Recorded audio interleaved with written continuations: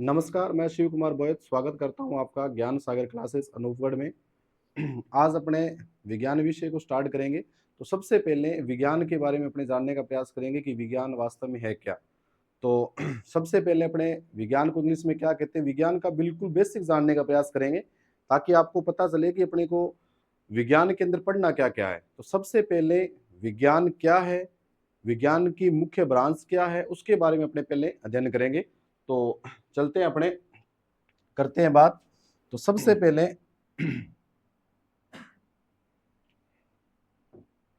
बात करें अपने विज्ञान, सबसे पहले बात करें अपने विज्ञान जिसको इंग्लिश में साइंस कहते हैं। विज्ञान जिसको इंग्लिश में साइंस कहते हैं। तो सबसे पहले, क्योंकि पहला क्वेश्चन यहीं से स्टार्ट होता है कि विज्ञान को कोई नई बात नहीं है, फिर भी अपने प्रयास करेंगे साथ साथ लिखने का। विज्ञान को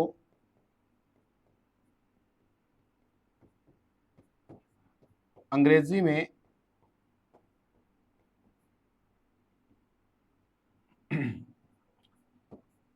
साइंस कहते हैं। अंग्रेजी में साइंस कहते हैं। सबसे महत्वपूर्ण बात, साइंस शब्द की जो उत्पत्ति है वो कौन सी भाषा से हुई है।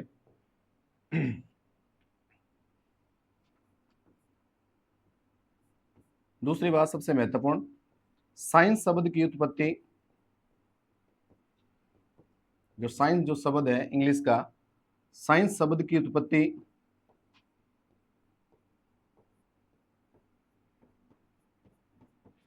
लैटिन भाषा से हुई है। तो बहुत ही शानदार प्रश्न बनता है कि साइंस शब्द की उत्पत्ति कौन सी भाषा से हुई है बेटा। तो अपने को ध्यान रखना है लैटिन भाषा से, लैटिन भाषा से हुई है। तो सबसे पहले विज्ञान को अंग्रेजी में साइंस कहते हैं। नंबर दो, साइंस शब्द की उत्पत्ति लैटिन भाषा से हुई है। अब अगर बात करें अपने कि साइंस शब्द की जो उत्पत्ति हुई है वो लैटिन भाषा से हुई है, और लैटिन भाषा के कौन से शब्द से हुई है, ये बात इंपॉर्टेंट है कि लैटिन भाषा के कौन से शब्द से हुई है। अगर इसकी बात करें तो बेटा इसकी उत्पत्ति जो हुई है वो हुई है सींटिया शब्द से। सींटिया बोल दीजिए या साइंसटिया बोल दीजिए, एक ही बात है, क्योंकि अंग्रेज चले गए लेकिन आज भी अपने लिए समस्या है।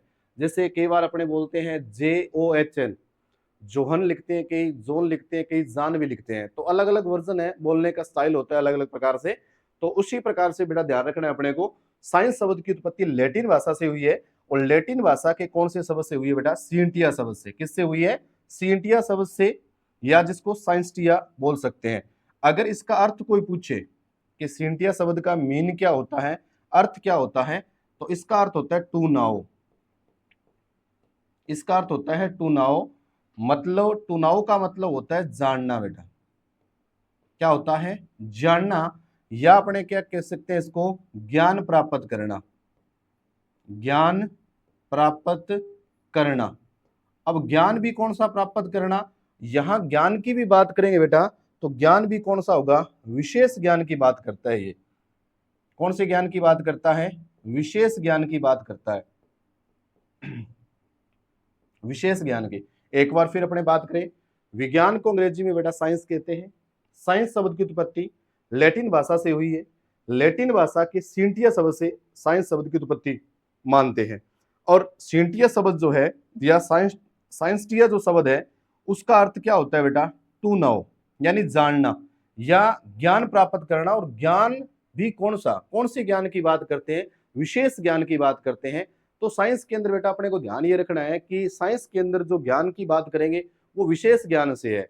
मतलब साइंस एक ऐसा सब्जेक्ट है, विज्ञान एक ऐसा विषय है जिसके अंतर्गत प्रत्येक क्यों का आंसर जानने का प्रयास करती है। क्योंकि विज्ञान एक प्रयोगात्मक विषय है, मतलब किसी भी तथ्य का अगर अपने अध्ययन किया जाए, किसी भी तथ्य को पढ़े, तो पढ़ने के बाद उसका मतलब ये ऐसा हुआ तो क्यों हुआ, कारण जानने का प्रयास करती है, क्योंकि ये सत्यापन के बिना या प्रयोग के बिना कुछ भी किसी भी तथ्य को सही नहीं मानती। तो इसीलिए अपने को ध्यान रखना है, ज्ञान भी कौन सा है बेटा, विशेष ज्ञान की बात करता है। जैसे अगर मैं ये कहूं कि अगर आपसे पूछा जाए कि व्यक्ति भोजन क्यों करता है, तो अगर जैसे एक सिंपल सी बात करें कि जैसे कोई व्यक्ति है वो भोजन क्यों करता है, तो आपका उत्तर ये नहीं है कि भूख लगती है तब भोजन करता है। तो आपके दिमाग में ये आना चाहिए कि व्यक्ति भोजन क्यों करता है, उसका साइंटिफिक रीजन क्या है बेटा। क्योंकि व्यक्ति भोजन इसलिए करता है, क्यों, क्योंकि उसके शरीर को ऊर्जा चाहिए। अब कई बार आपके दिमाग में आता है कि बेटा कि क्या ऊर्जा कार्य करने के बाद ही नष्ट होती है क्या। तो कई बार क्या होता है कि अगर आपको मान लीजिए एक ऐसे रूम के अंदर व्यवस्थित कर दिया जाए जहां आपको मतलब बढ़िया व्यवस्था कर दी जाए और वहां आपको करना कुछ भी नहीं, कोई भी कार्य नहीं करना, ओनली फॉर 24 घंटे वहां रेस्ट करना, आपको सोना है, क्या आपको फिर भी भूख लगेगी या नहीं लगेगी। इस बात का उत्तर आप बताने का प्रयास करें कि आपको 24 घंटे के लिए एक रूम के अंदर बेटा बंद कर दिया जाए और कोई भी कार्य आपको करने के लिए नहीं दिया जाए, फिर भी क्या करेंगे बेटा आप कुछ समय के बाद, यानी एक दिन के बाद या 10 घंटे के बाद या 15 घंटे के बाद क्या है आपको भूख लग जाएगी। उसका कारण क्या होता है कि हमारे शरीर के अंदर जो कोशिका जो होती है, क्योंकि कोशिका के अंदर बेटा कोशिकांग होते हैं, क्योंकि हमारे शरीर के अंदर कुछ क्रियाएं ऐसी है जो नितांत चलती है, लगातार चलती है, सतत चलती है, कंटिन्यू चलती है, मतलब वो क्रियाएं लगातार चलती रहती है। अब आप सोच रहे हो कि हमने तो कोई कार्य नहीं किया फिर भी हमें भूख क्यों लगी, कि ऊर्जा की रिक्वायरमेंट क्यों हुई, क्योंकि कुछ क्रियाएं जो है बेटा वो लगातार चलती रहती है। अब जैसे श्वसन है, पाचन है, उत्सर्जन है, ये क्रियाएं क्या है बेटा लगातार चलती रहती है। अगर जैसे श्वसन क्रिया 1 सेकंड भी अपने रुक गई या 1 मिनट रुक गई तो अपने क्या है फाइल्स कंप्लीट होगी, मतलब व्यक्ति मृत्यु को प्राप्त हो गया। तो ये बात है, क्योंकि इन क्रियाओं को करने के लिए क्या चाहिए, अब जैसे कोई व्यक्ति कार्य नहीं कर रहा लेकिन श्वसन की क्रिया क्या लगातार चलती रहती है, अब उन क्रियाओं को संपन्न करवाने के लिए कोशिकाओं को क्या चाहिए बेटा, ऊर्जा चाहिए। अब उनको ऊर्जा चाहिए तो हमारे शरीर को किसकी रिक्वायरमेंट होती है बेटा, भोजन की रिक्वायरमेंट होती है। तो आपके दिमाग में बात आ गई होगी कि अपने को भोजन की रिक्वायरमेंट क्यों होती है, क्योंकि हमारे शरीर के अंदर जो कोशिकांग है, क्योंकि वो लगातार कार्य करते हैं, क्योंकि जैसे बहुत सारी क्रियाएं हैं जो नितांत चलती रहती है, लगातार चलती है, सतत चलती है, उन क्रियाओं को संपन्न करवाने के लिए हमारे जो कोशिकांग है उनको क्या चाहिए बेटा, ऊर्जा चाहिए। वो क्या करते हैं, रिक्वायरमेंट मतलब वो डिमांड करते हैं कि हमें ऊर्जा चाहिए, तब हमें क्या लगती है बेटा, भूख लगती है। तो कहने का मतलब यही हुआ बेटा, मैंने आपको समझाने का प्रयास किया कि ज्ञान प्राप्त करना मतलब ज्ञान भी कौन सा बेटा, विशेष ज्ञान की बात करेंगे। विशेष ज्ञान का मतलब यही होता है कि किसी भी तथ्य को अगर जानने का प्रयास करें तो उसके पीछे तर्क क्या है, लॉजिक क्या है, ऐसा हुआ तो क्यों हुआ, उसका कारण जानने का जो प्रयास करती है वही क्या है बेटा, विज्ञान है। एक बार फिर आ जाइए आप, क्योंकि विज्ञान को इंग्लिश में क्या कहते हैं बेटा, साइंस कहते हैं, बिल्कुल नॉर्मल बात है। विज्ञान को अंग्रेजी में साइंस कहते हैं। पहली बात मैंने ये लिखवाई, साइंस शब्द की उत्पत्ति कौन सी भाषा से हुई है बेटा, लैटिन भाषा से हुई है। लैटिन भाषा की कौन से शब्द से हुई है बेटा, सेंटिया शब्द से। सेंटिया का अर्थ क्या होता है, टू नाउ, जानना या ज्ञान प्राप्त करना। और ज्ञान भी बेटा कौन सा होगा, विशेष ज्ञान की बात करेगा। ये विशेष ज्ञान का मतलब मैंने आपको जिस प्रकार से बताया, क्योंकि विज्ञान एक ऐसा विषय है, क्योंकि ये प्रयोगात्मक विषय है बेटा। प्रयोगात्मक मतलब किसी भी तथ्य को प्रयोग के द्वारा अगर सिद्ध करे ना तभी ये अपना मतलब तथ्यात्मक को स्वीकार करती है। मतलब किसी तथ्य को तभी स्वीकार करेगी जब आप इसको मतलब साबित कर पाएंगे। अगर ऐसा हुआ तो क्यों हुआ, अगर आप इसको प्रयोग के द्वारा साबित कर पाए तभी आप विज्ञान के अंदर इंक्लूड करेंगे, वरना इंक्लूड नहीं करेंगे। तो बात समझ में आ गई होगी कि विज्ञान का रीजन क्या था। अब अपने चलते हैं अपने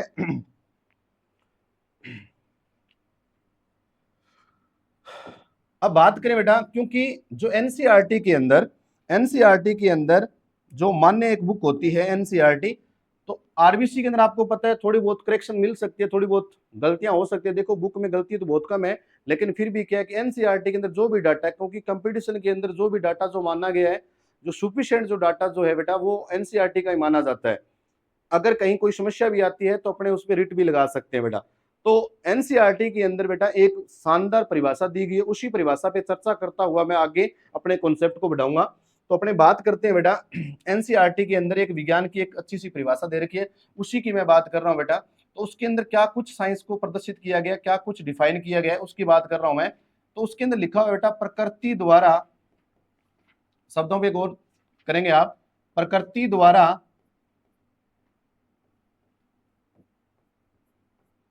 प्रकृति द्वारा क्रमबद्ध, प्रकृति द्वारा क्रमबद्ध अध्ययन से अर्जित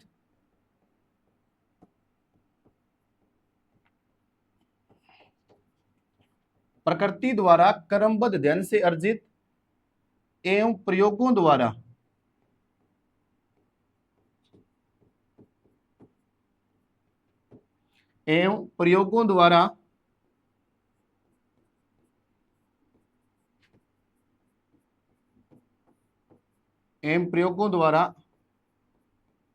प्रमाणित ज्ञान क्या कहलाता है बेटा? विज्ञान कहलाता है।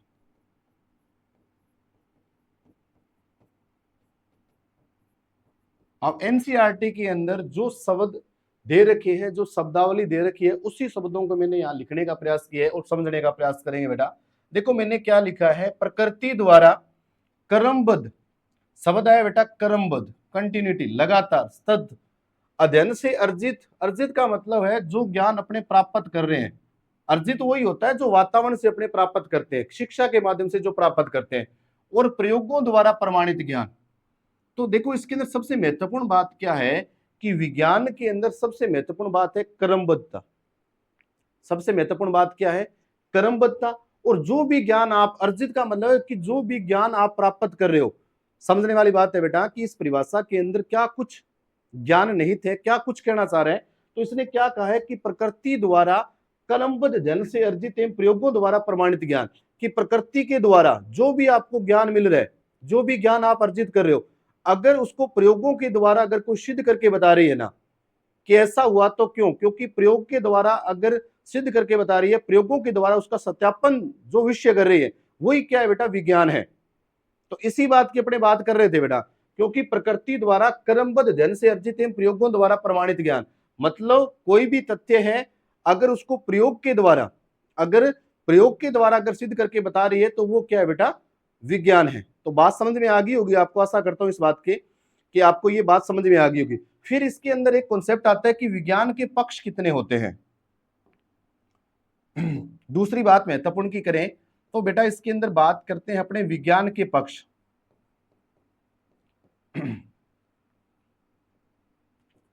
तो विज्ञान के जो पक्ष है बेटा वो दो माने जाते हैं। विज्ञान के पक्ष कितने माने जाते हैं बेटा? दो माने जाते हैं। इसके अंदर नंबर एक कौन सा होता है? आधारभूत विज्ञान बेटा।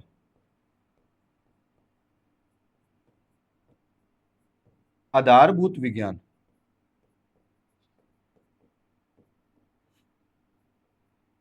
अगर दूसरे की बात करें तो वो होता है अनुप्रयोगात्मक, अनुप्रयोगात्मक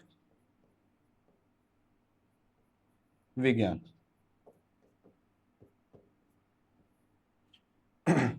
बात करें अपने बेटा विज्ञान के पक्ष की बात करें तो विज्ञान के मुख्यतः दो पक्ष माने जाते हैं बेटा। एक तो है बेटा आधारभूत विज्ञान। कौन सी विज्ञान? आधारभूत विज्ञान। नंबर दो है बेटा अनुप्रयोगात्मक विज्ञान। अब आधारभूत विज्ञान का मतलब क्या होता है? किसी भी तथ्य को समझाने के लिए, मतलब आधारभूत विज्ञान का मतलब ये होता है विज्ञान की वह शाखा जिसमें किसी भी तथ्य को समझाने के लिए एक आधार माना जाए। आधार का मतलब ये होता है कि उस चीज का या उस वस्तु का या उस पदार्थ का निर्माण किससे हुआ है, उसका आधार क्या है। जैसे मानव शरीर की अगर बात करूं, उसका आधार क्या है बेटा? कोशिका है। बात समझ में आ रही है? तो अपने बात करें आधारभूत विज्ञान का मतलब क्या होता है। आधारभूत विज्ञान का मतलब ये होता है कि विज्ञान की वह शाखा जिसके अंतर्गत किसी भी तथ्य को समझाने के लिए क्या माना जाए? आधार माना जाए। क्या माना जाए? आधार माना जाए। उसे अपने क्या कहते हैं बेटा? आधारभूत विज्ञान कहते हैं। क्या कहते हैं? आधारभूत विज्ञान कहते हैं। तो इसमें किसी भी तथ्य को समझाने के लिए क्या माना जाता है? आधार माना जाता है। जैसे अगर मैं ये कहूं कि जैसे किसी भवन की, अगर मैं ये कहूं कि जैसे किसी भवन या मकान की बात करूं मैं, कि जैसे किसी भवन या मकान को बनाने के लिए जो आधार जो होता है बेटा, वो क्या होती है? ईंट होती है। कि जैसे अपने किसी भवन को जो बनाते हैं तो एक ईंट से दो, दो से चार, चार से मतलब हजारों की संख्या से पूरा भवन बनता है। उसी प्रकार से मानव जो शरीर है बेटा, ह्यूमन जो बॉडी जो है बेटा, वो क्या है? उसका जो उद्भव जो है वो कोशिका से, मतलब एक कोशिका से दो, दो से चार, चार से हजारों कोशिकाएं मिलकर, अरबों खरबों कोशिकाओं से क्या मानव शरीर मिलकर बना है। बात समझ में आ रही है। मतलब आधारभूत विज्ञान का मतलब ये होता है कि विज्ञान की वह शाखा जिसके अंदर किसी भी तथ्य को समझाने के लिए एक आधार माना जाए। केवल मतलब एक अपने ये नहीं कि प्रयोग के द्वारा नहीं समझा रहे, केवल उसके अंदर अपने तथ्यात्मक टिप्पणी के माध्यम से, कैसा तथ्यात्मक मतलब अपने तथ्य के द्वारा उसको समझाने का प्रयास कर रहे हैं। जैसे आप इसके अंदर एग्जाम्पल लिख सकते हैं, दिमाग में बिठा सकते हैं कि जैसे जैसे मैं ये कहूं बेटा, सजीव की संरचनात्मक व क्रियात्मक इकाई, सजीव की संरचनात्मक व क्रियात्मक इकाई, संरचनात्मक व क्रियात्मक इकाई, स्ट्रक्चरल एंड फंक्शनल यूनिट की बात करूं मैं, संरचनात्मक व क्रियात्मक इकाई क्या होती है, तो वो होती है बेटा कोशिका। क्या होती है? कोशिका, जिसको सेल कहते हैं। अब देखो, सजीव की संरचनात्मक, से प्लस रचना, से प्लस रचना, से का मतलब शरीर, रचना का मतलब होता है निर्माण, मतलब शरीर का निर्माण करने वाली कौन होती है? कोशिका। क्रियात्मक का मतलब हमारे शरीर के जितने भी कार्य, जो मेटाबॉलिज्म, जो रिएक्शन जो होती है, उपचय और अपचय, जिसके अंदर दोनों को मिला के उपापचय विक्रियाएं जो होती है, वो सारी की सारी किसके द्वारा? कोशिका के कोशिकांग के द्वारा संपादित होती है। तो ध्यान रखने वाली बात है कि सजीव की संरचनात्मक क्रियात्मक इकाई कौन होती है? कोशिका। क्योंकि हमारे शरीर का निर्माण किससे हुआ है? कोशिका से। और हमारे शरीर के द्वारा जितने भी कार्य जो किए जा रहे हैं, संपादित किए जा रहे हैं, वो किसके द्वारा किए जा रहे हैं बेटा? कोशिका के द्वारा। अब शरीर का निर्माण करने वाली कोशिका, इसलिए बेटा इसका नाम क्या पड़ गया? संरचनात्मक। और जितने भी कार्य जो संपादित किए जा रहे हैं वो किसके द्वारा? कोशिका के द्वारा, इसलिए इसका नाम क्या पड़ गया बेटा? क्रियात्मक। बात समझ में आ रही है? इसीलिए ये जो है कोशिका क्या है? सजीव शरीर की एक आधारभूत इकाई है। कोशिका क्या है बेटा? सजीव शरीर की एक आधारभूत इकाई है। तो एक बार मैं फिर बता दूं, आधारभूत विज्ञान का मतलब होता है एक ऐसी विज्ञान जिसके अंदर किसी भी तथ्य को समझाने के लिए एक आधार माना जाए। जैसे भवन का जो आधार होता है वो ईंट होता है, और सजीव मानव शरीर का जो आधार होता है वो क्या होती है? कोशिका होती है। बात समझ में आ गई होगी। इसी प्रकार से अगर बात करें बेटा अनुप्रयोगात्मक, अनु का मतलब होता है पीछे, प्रयोगात्मक मतलब किसी भी तथ्य को समझाने के लिए प्रयोग के माध्यम से, मतलब अनुप्रयोगात्मक विज्ञान का मतलब ये होता है विज्ञान की वह शाखा जिसके अंदर, विज्ञान की वह शाखा जिसके अंदर किसी भी तथ्य को, किसी भी संप्रत्यय को आप बोल सकते हो, किसी भी कॉन्सेप्ट को, किसी भी अवधारणा को समझाने के लिए अगर प्रयोग की आवश्यकता पड़े, किसकी आवश्यकता? कि प्रयोग की आवश्यकता पड़े, कि प्रयोग के माध्यम से समझाया जाए, तो वहां बात होती है बेटा अनुप्रयोगात्मक विज्ञान की। अनुप्रयोगात्मक का मतलब यही होता है कि किसी भी तथ्य को समझाने के लिए प्रयोग के माध्यम से जब समझाया जाता है तब होती है अनुप्रयोगात्मक विज्ञान। अनुप्रयोगात्मक का मतलब होता है जो प्रयोग पर आधारित है, मतलब जिसमें किसी भी तथ्य को समझाने के लिए प्रयोग को समझाया जाए, प्रयोग के माध्यम से समझाया जाए। तो आप ये कह सकते हैं कि किसी भी तथ्य को समझाने के लिए अगर प्रयोग के माध्यम से, किसी भी तथ्य को समझाने के लिए अपने प्रयोग से समझा रहे हैं, तो प्रयोग करने के लिए क्या चाहिए बेटा? प्रयोगशाला चाहिए, लैब चाहिए, प्रयोगशाला चाहिए। और प्रयोगशाला के अंदर प्रयोग करने के लिए क्या चाहिए बेटा? प्रायोगिक उपकरण चाहिए। तो कहने का मतलब ये हुआ बेटा कि इसके अंदर प्रश्न ये पूछा जाता है कि जो विज्ञान के पक्ष है वो दो है, विज्ञान के पक्ष है वो दो है। एक तो है बेटा कौन सा? आधारभूत विज्ञान है, और दूसरा कौन सा है बेटा? अनुप्रयोगात्मक विज्ञान है। अब इसके अंदर पूछा जाता है कि कौन सी विज्ञान सस्ती और कौन सी महंगी है, तो आप अनुमान लगाइए। अब इसके अंदर तो केवल बातों से काम चलाया जा रहा है। आधारभूत विज्ञान का मतलब है किसी भी तथ्य को समझाने के लिए क्या चाहिए बेटा? आधार चाहिए कि ऐसा हुआ तो क्यों हुआ। लेकिन इसके अंदर किसी भी तथ्य को समझाने के लिए किसके आधार पर समझाएगा? वो प्रयोग के माध्यम से। अब प्रयोग करने के लिए क्या चाहिए बेटा? प्रयोगशाला चाहिए। प्रयोगशाला के अंदर क्या चाहिए? प्रायोगिक उपकरण चाहिए। और इसके के लिए क्या चाहिए बेटा? पैसा चाहिए। तो अगर आपसे बात करें कि आधारभूत विज्ञान और अनुप्रयोगात्मक विज्ञान के अंदर सबसे महंगी विज्ञान कौन सी है? सबसे महंगी विज्ञान कौन सी है? तो बेटा अनुप्रयोगात्मक विज्ञान है। जो अनुप्रयोगात्मक विज्ञान है, क्योंकि इसमें किसी भी तथ्य को समझाने के लिए क्या चाहिए बेटा? प्रयोग के माध्यम से समझाया जाएगा, प्रयोगशाला चाहिए, प्रायोगिक उपकरण चाहिए, है ना, एक एक्सपर्ट टीचर चाहिए, है ना। तो इसके लिए क्या चाहिए? पैसा चाहिए। तो अनुप्रयोगात्मक जो विज्ञान है बेटा किस पर निर्भर करती है? हमारी इकोनॉमिक कंडीशन पर निर्भर करती है, हमारी आर्थिक स्थिति पर निर्भर करती है। तो ये बात बेटा इंपॉर्टेंट है, इसके अंदर आप नोट लगा के लिख सकते हैं, दिमाग के अंदर बिठा सकते हैं कि अनुप्रयोगात्मक विज्ञान जो होती है, अनुप्रयोगात्मक विज्ञान अनुप्रयोगात्मक विज्ञान आर्थिक स्थिति पर निर्भर करती है बेटा। किस पर? आर्थिक स्थिति पर निर्भर करती है। आर्थिक स्थिति पर निर्भर करती है। तो ये बात आपको समझ में आ गई होगी। एक बार अपने दोबारा मैं रिपीट कर देता हूं। सबसे पहले मैंने इसको परिभाषा को बताने का प्रयास किया कि प्रकृति द्वारा क्रमबद्ध अध्ययन से अर्जित एवं प्रयोगों द्वारा प्रमाणित ज्ञान विज्ञान कहलाता है। विज्ञान के कितने पक्ष होते हैं? तो बेटा आपको ध्यान रखना है, विज्ञान के दो पक्ष होते हैं। कितने पक्ष होते हैं? दो पक्ष होते हैं। एक तो आधारभूत विज्ञान और दूसरा होता है अनुप्रयोगात्मक विज्ञान। किसी भी तथ्य को समझाने के लिए अगर आधार के माध्यम से समझाया जाए तब तो कौन सी विज्ञान होगी? आधारभूत विज्ञान। और किसी भी तथ्य को अगर प्रयोग के द्वारा समझाया जाए तब उसकी बात करेंगे किसकी बेटा? अनुप्रयोगात्मक विज्ञान। तो यहां तक अगर बात समझ में आ गई है तो चलते हैं बेटा आगे की तरफ। अब इसके अंदर जैसे ही अपने नॉलेज को थोड़ा आगे बढ़ाते हैं, विज्ञान के बारे में जानने का प्रयास किया।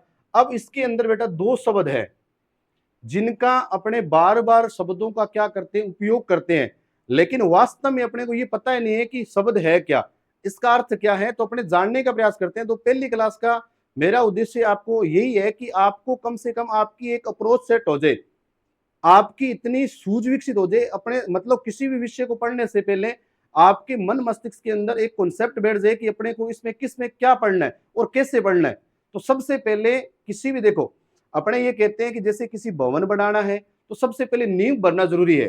तो साइंस के लिए जो नींव का जो काम कर रही है वो यही जो पहली क्लास है ये नींव का काम कर रही है। अगर आपको साइंस पढ़नी है, अगर साइंस को आप चाह रहे हो कि बिल्कुल बढ़िया तरीके से एक एक कॉन्सेप्ट को अपने क्लियर करें, तो इसी अगर आधारभूत टॉपिक को अगर आप पढ़ लेंगे कि साइंस के अंदर कहां से स्टार्ट हुई है, कौन सी मुख्य शाखाएं हैं, तो इसके आधार पे आप बहुत गहराई के साथ कि आपको एक पता चलेगा कि है क्या साइंस वास्तव में। तो उसी तथ्य को ध्यान में रखते हुए अपने बात कर रहे हैं। तो इसके अंदर दो शब्द है बेटा जिनकी बार बार क्या होती है? पुनरावृत्ति होती है। तो एक तो बेटा है ज्ञान और दूसरा है विज्ञान। देखो दो शब्द हैं जिसके अंदर बार बार उन शब्दों की क्या होती है? पुनरावृत्ति होती है। एक तो ज्ञान है और दूसरा क्या है बेटा? विज्ञान। तो अपने को थोड़ा ध्यान रखना है कि क्या है। अब जैसे बात करें अपने जिन शब्दों का अपने डेली लाइफ के अंदर उपयोग करते हैं, तो एक तो होता है बेटा ज्ञान। क्या होता है बेटा? ज्ञान, जिसको अपने क्या कहते हैं? नॉलेज। क्या कहते हैं? नॉलेज। एक तो है बेटा ज्ञान, और दूसरी अगर बात करें, एक तो शब्द क्या है बेटा? ज्ञान, जिसकी बार बार अपने शब्दों का प्रयोग करते हैं, और दूसरी अगर बात करें बेटा तो वो है बेटा विज्ञान।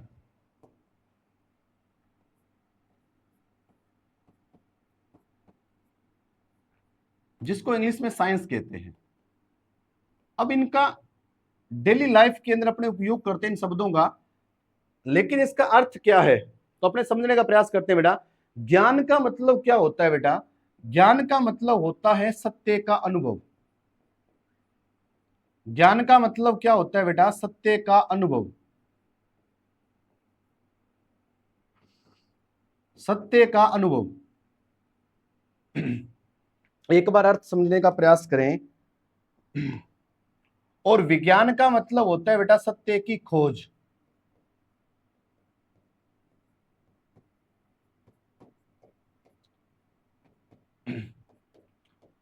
तो पहले अपने आ जाए विज्ञान पे बेटा। विज्ञान का मतलब क्या होता है? सत्य की खोज। और ज्ञान का मतलब होता है सत्य का अनुभव। बात करें सत्य की खोज का मतलब क्या है? मतलब विज्ञान के अंतर्गत समझने का प्रयास करें बेटा। विज्ञान के अंतर्गत उन विषय वस्तुओं को शामिल किया जाता है जिनकी खोज की गई है, जिनको बनाया गया है, जिनका निर्माण किया गया है।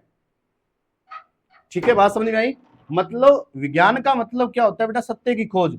मतलब विज्ञान के अंतर्गत उस विषय वस्तु को पढ़ा जाता है जिसकी क्या की गई है बेटा? खोज की गई है, जिसका निर्माण किया गया है या जिसको बनाया गया है। जैसे मैं अगर बात कहूं, जैसे अगर मैं इसकी बात करूं, जैसे अपने बात करें बेटा पंखे की, जैसे मैं बात करूं बेटा पंखे की, बात करूं बेटा एसी की, बात करूं बेटा ट्यूबलाइट की,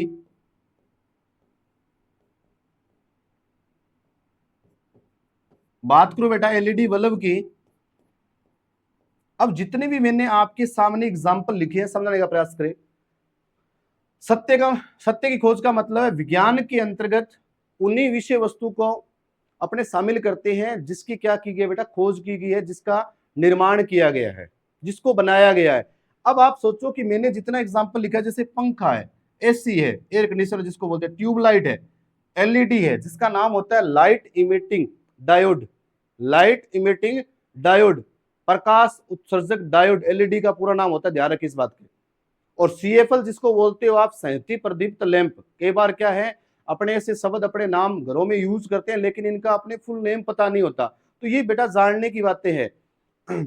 तो ये क्या है, जितने भी मैंने नाम लिखे, चाहे बात करूं बेटा पंखे की, चाहे पंखे की बात करूं या एसी की बात करूं या ट्यूबलाइट की बात करूं, एलईडी की बात करूं या बल्ब की बात करूं बेटा, तो इनका क्या किया गया है बेटा, निर्माण किया गया है, इनकी खोज की गई है, इनको डिस्कवर किया गया है बेटा, इनकी खोज की गई है, इनका निर्माण किया गया है। तो ये सारी की सारी चीजें किसके अंतर्गत आती है बेटा, विज्ञान के अंतर्गत आती है। क्या आपको बात समझ में आई? मतलब वह प्रत्येक विषय वस्तु जिसकी खोज की गई है या जिसको बनाया गया है या जिसका निर्माण किया गया है, वह विषय वस्तु किसके अंतर्गत आती है बेटा, विज्ञान के अंतर्गत आती है। अगर यही बात करूं मैं, सत्य का अनुभव का मतलब है कि जिस विषय वस्तु का निर्माण किया गया है उसके द्वारा जो हम अनुभव कर रहे हैं, समझने की बात है बेटा, कि जिस विषय वस्तु का निर्माण किया गया है या खोज की गई है, उस विषय वस्तु का जिसका हम दैनिक जीवन में उपयोग करते हैं ना, यूटिलाइज करते हैं बेटा। अब जैसे कोई भी वस्तु है जिसका क्या करे, जिसकी खोज कर दी, जिसका निर्माण हो गया, उसके बाद उसका दैनिक डेली लाइफ के अंदर जिसका उपयोग करते हैं ना, वही चीज क्या आती है बेटा, वही क्या है बेटा, ज्ञान है। ज्ञान का मतलब होता है सत्य का अनुभव, कि मतलब जिस चीज का निर्माण कर दिया, जिस चीज की खोज कर दी गई, खोज करने के बाद उसका आप यूटिलाइज कर रहे हो, उपयोग कर रहे हो बेटा, उसको डेली लाइफ में आप यूज कर रहे हो, वही चीजें क्या है बेटा, ज्ञान के अंतर्गत आती है। जैसे मान लीजिए एक मैं सिंपल सी बात करता हूं बेटा, मार्कर की। अगर मैं सीधी सीधी सी बात लिखूं कि जैसे बेटा मैंने लिखा मार्कर, अब मार्कर की बात कर दूं, पेन की बात कर दूं, तो मार्कर को क्या किया है बेटा, बनाया गया, खोज की गई है। तो मार्कर क्या है बेटा, मार्कर विज्ञान है, क्या है बेटा, साइंस है। अब मार्कर के द्वारा किसका उपयोग कर रहे हैं बेटा, क्योंकि मार्कर के द्वारा अध्यापक के द्वारा क्या किया जा रहा है बेटा, अध्ययन करवाया जा रहा है, पढ़ाया जा रहा है। तो उसके द्वारा जिस भी विषय वस्तु का निर्माण किया गया है, उस विषय वस्तु के द्वारा जो भी हमने अनुभव किया ना, वही क्या बेटा, ज्ञान है। कि मार्कर के द्वारा या स्टाइलस पेन के द्वारा जो भी मतलब शिक्षा के रूप में अगर इसका उपयोग करना, वो क्या है बेटा, वो ज्ञान है, वो क्या है, ज्ञान है। जैसे अगर मैं बात करूं कि पंखे की या एसी की बात करूं बेटा, कि जैसे मैं बात करूं बेटा पंखे की, जैसे मैं लिखूं पंखे और एसी की बात करूं, तो पंखा या एसी क्या, इसकी खोज की गई है, इसकी खोज की गई है, तो ये किसके अंतर्गत आएगी बेटा, जिसकी खोज की गई वो चीजें किसके अंतर्गत आएगी बेटा, विज्ञान के अंतर्गत आएगी। लेकिन यही बात मैं करूं किसकी बेटा, अब पंखे और एसी के द्वारा, क्योंकि जब गर्मी होती है तब अपने किसका उपयोग करते हैं बेटा, पंखे और एसी का उपयोग करते हैं ना। तो इसके द्वारा जो अच्छा फील कर रहे हैं, गर्मी के अंदर गर्मी लग रही है, अपने पंखा या एसी चला रहे हैं, उसके द्वारा अच्छा फील कर रहे हैं, तो वो अपना क्या है बेटा, ज्ञान है। क्या है बेटा, वो ज्ञान है। इसी प्रकार से बेटा और एग्जाम्पल की बात करें, अपने एलईडी की बात करें, बल्ब की बात करें, जिसका मैंने एलईडी की फुल फॉर्म क्या बताई है बेटा, लाइट इमिटिंग डायोड बताई है मैंने, प्रकाश उत्सर्जक डायोड बताया मैंने। इसका मतलब क्या है, चाहे एलईडी की बात करें या बल्ब की बात करें बेटा, इसकी क्या की गई है बेटा, निर्माण किया गया है या इसकी खोज की गई है। तो एलईडी या बल्ब की बात करें अपने बेटा, एलईडी या बल्ब की बात करें, तो ये किसके अंतर्गत आएगी बेटा, विज्ञान के अंतर्गत आएगी। इसके द्वारा अपने इसका यूज कहां कर रहे हैं, अपने इसका किसी वस्तु को देखने में, मतलब प्रकाश उत्पन्न करने में यूज कर रहे हैं बेटा, किसके अंदर बेटा, प्रकाश उत्पन्न करने में यूज कर रहे हैं ना। तो ये क्या है बेटा, ज्ञान है, ये क्या है बेटा, नॉलेज है। तो बेटा सारांश के अंदर सुने आप कि मैंने क्या कुछ बताया, एग्जाम्पल मैंने बहुत सारे आपको सेट कर दिए। ज्ञान और विज्ञान की बात कर रहा हूं मैं। ज्ञान का मतलब होता है सत्य का अनुभव, विज्ञान का मतलब होता है सत्य की खोज। सत्य की खोज का मतलब जिस भी विषय वस्तु को बनाया गया है या खोज की गई है वो विज्ञान है। और जिसकी खोज करने के उपरांत जिसका हम दैनिक जीवन के अंदर उपयोग कर रहे हैं वो क्या है बेटा, ज्ञान है। जैसे मैंने जितने भी एग्जांपल लिखे हैं एक बार फिर बता दूं बेटा, चाहे पंखे की बात करूं, चाहे एसी की बात करूं, चाहे ट्यूबलाइट की बात करूं, चाहे एलईडी की बात करूं, चाहे बल्ब की बात करूं, चाहे मार्कर की बात करूं, चाहे स्टाइलस पेन की बात करूं, इनको बनाया गया ये सारे एग्जाम्पल किसके है बेटा, विज्ञान के हैं। और इनका जो दैनिक जीवन में उपयोग कर रहे हैं वो क्या है बेटा, ज्ञान है। तो आशा करता हूं कि विज्ञान और ज्ञान क्या है ये बात आपको समझ में आ गई होगी। तो इस क्लास के अंतर्गत अपने क्या कुछ पढ़ा है एक बार दोबारा मैं आपको रिपीट करवा दूं बेटा, ताकि आपको पता चले कि है क्या वास्तव में चल क्या रहा है। तो देखो सबसे पहले अपने क्या पढ़ा बेटा, विज्ञान, जिसको इंग्लिश में साइंस कहते हैं, विज्ञान को अंग्रेजी में साइंस कहते हैं। साइंस शब्द की उत्पत्ति कौन सी भाषा से, बोलिए आप, लैटिन भाषा से। लैटिन भाषा के कौन से शब्द से बेटा, सींटिया शब्द से, जिसका अर्थ क्या होता है बेटा, टू नाउ, मतलब जानना या ज्ञान प्राप्त करना, या कौन से ज्ञान की बात करेगा, विशेष ज्ञान की बात करेगा। उसके बाद मैंने क्या बताया, एक परिभाषा लिखने की प्रयास किया कि प्रकृति द्वारा क्रमबद्ध अध्ययन से अर्जित एवं प्रयोगों द्वारा प्रमाणित ज्ञान क्या कहलाता है बेटा, विज्ञान कहलाता है। विज्ञान के पक्ष कितने होते हैं, तो विज्ञान के पक्ष दो होते हैं बेटा, आधारभूत विज्ञान और अनुप्रयोगात्मक विज्ञान। आधारभूत विज्ञान का मतलब होता है विज्ञान की वह शाखा जिसके अंतर्गत किसी भी तथ्य को समझाने के लिए एक आधार माना जाए, वो होती है आधारभूत विज्ञान। अनुप्रयोगात्मक विज्ञान का मतलब होता है किसी भी तथ्य को समझाने के लिए, अगर किसी भी तथ्य को समझा रहे हैं अपने किसके माध्यम से बेटा, प्रयोग के माध्यम से समझा रहे हैं, तो वो कौन सी है बेटा, अनुप्रयोगात्मक विज्ञान। उसके बाद अपने डेली लाइफ के अंदर दो शब्दों का यूज करते हैं बेटा, एक तो है ज्ञान और एक है बेटा विज्ञान। विज्ञान सत्य की खोज और ज्ञान है बेटा सत्य का अनुभव। यहां तक अपने इस चीज को अपने पढ़ा। अब अपने बात करते हैं नेक्स्ट। तो आशा करता हूं कि यहां तक बात आपको समझ में आई। अब अपने बात करें कि देखो विज्ञान की बहुत सारी शाखाएं हैं, मतलब बहुत सारी ब्रांचेज है, लेकिन विज्ञान की जो मुख्य जो शाखाएं हैं उसके बारे में बात करें, कहने का मतलब है कि जो पहली क्लास है बेटा वो इंट्रोडक्शन की क्लास है, जिसके अंतर्गत आपके अंदर इतनी मतलब सूझ विकसित हो जाए कि आपको पढ़ना कैसे है, क्या पढ़ना है, कि किसी भी मतलब कोई भी अपने संप्रत्य जब तैयार करते हैं तो पहला स्टेप पढ़ा जाता है। तो विज्ञान पढ़ने के लिए आपको जो आधारभूत जो विषय है बेटा, यही से आधारभूत जो संप्रत्य जो है वो यही से स्टार्ट करना पड़ेगा। अगर इन चीजों को आप जान लेंगे तो आपको विज्ञान पढ़ना बहुत ही आसान हो जाएगा। और ये एक होना भी चाहिए कि जिस विषय वस्तु को अपने पढ़ने जा रहे हैं और कम से कम उस चीज का अपने बेसिक तो अपने को पता होना चाहिए कि वास्तव में है क्या। तो उसी बात को अपने क्या कर रहे हैं बेटा, स्टार्ट किए। तो इसके अंदर देखो विज्ञान की जो ब्रांच की बात करें तो एक बार मैं आपको बता दूं कि विज्ञान की वैसे तो बहुत सारी शाखाएं हैं, लेकिन विज्ञान की अगर शाखाओं की बात करें तो विज्ञान की मुख्य कितनी शाखाएं हैं, विज्ञान की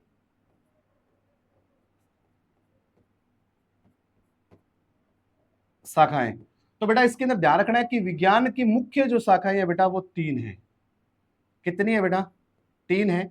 जैसे एक शॉर्टकट अपने फार्मूला लिखते हैं, एस बराबर P C B beta, S बराबर P plus C plus B beta. S का मतलब होता है, एस फोर क्या होता है बेटा, साइंस, पी फोर होता है फिजिक्स, सी फोर होता है बेटा केमिस्ट्री, बी फोर होता है बेटा बायोलॉजी।